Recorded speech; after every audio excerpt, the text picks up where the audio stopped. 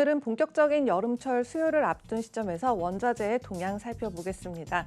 오펙 플러스가 지난 4월 결정한 단계적인 증산 결정을 다음 달까지 유지하기로 했죠. 여기에 힘입어서 국제유가 상승세를 이어가게 됐습니다. 또 지난주 원유와 가솔린 그리고 디스틸레이트 재고가 예상보다 큰 폭으로 감소한 것 역시 긍정적인 영향을 줬고요. 에너지정보청에 따르면 현재 가동 중인 시추공수 지난주로 10개월 연속 증가했다고 하는데요. WTI는 68.76달러에 마감하면서 올해 들어서 33% 정도의 상승세를 보였습니다. 그리고 브렌트유도 71달러대에 거래가 되면서 연초 대비 37% 상승했고요. 두바이유도 연초 대비 33% 정도 상승을 했습니다.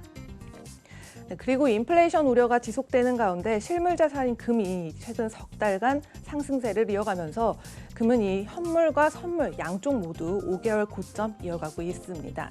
이유는 크게 세 가지로 볼 수가 있는데요. 우선 달러의 약세를 꼽아볼 수가 있겠고요. 또 두 번째는 한동안 금이 가상화폐 등의 영향으로 암울한 시간 보내기도 했지만 이제는 가상화폐의 급락으로 더욱 상승세에 힘을 타고 있고요.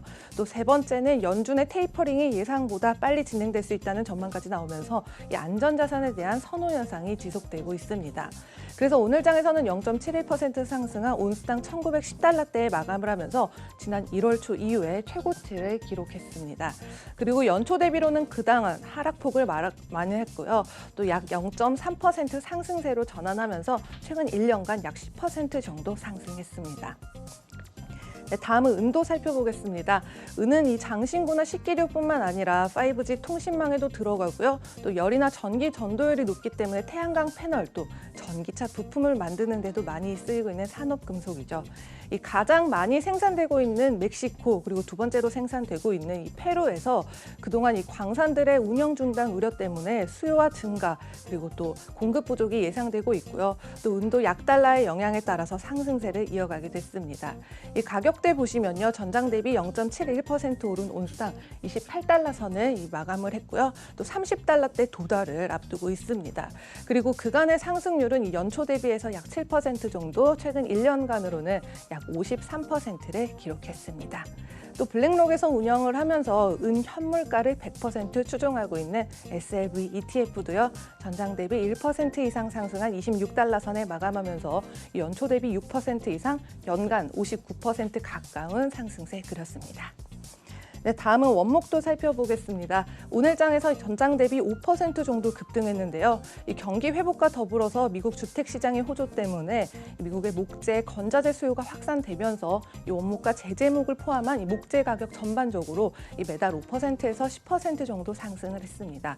이 전형적인 공급 감소와 수요 급증 현상이 눈에 띄고 있는 건데요. 그래서 원목 온자재 상승률을 살펴보면 이 연초 대비 52% 이상 올랐고요. 연간으로는 무려 282% 이상이라는 놀라운 기록 선보였습니다. 그럼 원목 관련된 기업들도 세 곳을 살펴보겠습니다.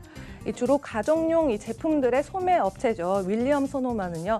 연초 대비 70% 이상, 연간으로는 103% 이상 상승했고요. 또 주택 가구 그리고 부속 제품까지 판매를 하고 있는 하버티 퍼니처 이 연초 대비 70% 가까이 또 연간으로는 170% 이상 상승을 했습니다. 또 가구와 장식 또 가정용품 등을 두루두루 판매하고 있죠. 웨이페어는 오늘 장에서 전장 대비 5% 가까이 상승을 하면서 원목 온자재와 함께 이 비슷한 월간 흐름 보이고 있고요. 연초 대비해서 47% 이상, 연간 83% 이상 상승했습니다. 지금까지 글로벌 금융시장 신쿵 브리핑 펄스였습니다.